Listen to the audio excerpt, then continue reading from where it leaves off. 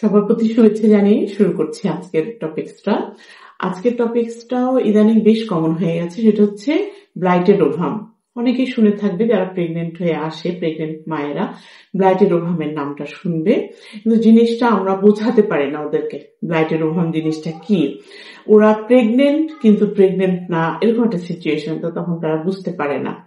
ব্লাইটেড ovum জিনিসটা হচ্ছে যে একটা মা প্রেগনেন্ট হয়েছে, তার প্রেগনেন্সি পজিটিভ হয়েছে এবং আল্ট্রাসোনোগ্রাফি করে দেখা যায় যে জরায়ুর মধ্যে বাচ্চার থলিটা, অ্যামনিওটিক মেমব্রেন যেটা বা জাইগোট যেটা ভিতরে থাকে, সেই থলিটা এসেছে, কিন্তু সেই মেমব্রেনের ভিতরে কোনো ফিটাল পোল বা ফিটাল পার্টস বা ফিটাল হার্টবিট অর্থাৎ ফিটাসের কোনো অংশ নাই, অর্থাৎ শুধুমাত্র প্লাসেন্টাটা ফর্ম হয়েছে।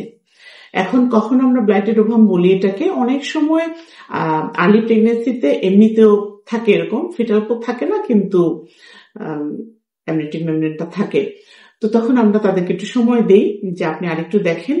যখন এই জেস্টেশনাল স্যাকটা 30 মিলিমিটার হয়ে যায়, 30 মিলিমিটার হয়ে যায়, কিন্তু তারপরও ওটার ভিতরে কোনো ফিটাল পার্টস, ফিটাল পোল বা ফিটাল হার্টবিট না আসে, তখন আমরা এটাকে ব্লাইটেড ওভাম বলি। অর্থাৎ এটার ভিতরে এরপরে আর ফিটাল পার্টস, ফিটাল পোল বা ফিটাল হার্টবিট আসবে না, কিন্তু 30 মিলিমিটার আগ পর্যন্ত আমরা ওদেরকে ফলো আপ করতে বলি যে আপনি আরেকটা 15 দিন পর আরেকটা দেখেন, 15 দিন পর আরেকটা দেখেন।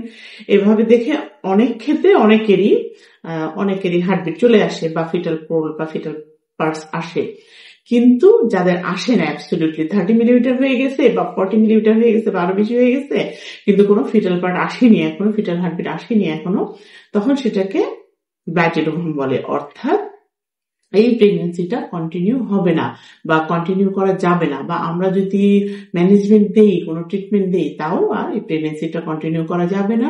এই প্রেগনেন্সিটা ডিসকন্টিনিউ করে ফেলতে হবে। ডিসকন্টিনিউ কিভাবে করবে? অটোমেটিক হয়ে যায় অনেক ক্ষেত্রে, যেহেতু এটা অ্যাবনর্মাল একটা কন্ডিশন, প্রকৃতি চায় না যে অ্যাবনর্মাল কোনো কিছু পৃথিবীতে আসুক, তখন প্রকৃতি নিজে থেকে এটা নষ্ট করে দেয়। আর নইলে আমরা ওষুধের মাধ্যমে এটাকে ডিসকন্টিনিউশন করে ফেলি। তো এই জিনিসটা বোঝানো কঠিন হয়ে যায় যে আমি প্রেগনেন্ট কিন্তু তাহলে বাচ্চা আছে, আবার বাচ্চা নাই বলতেছেন কেন, বিষয়টা কি?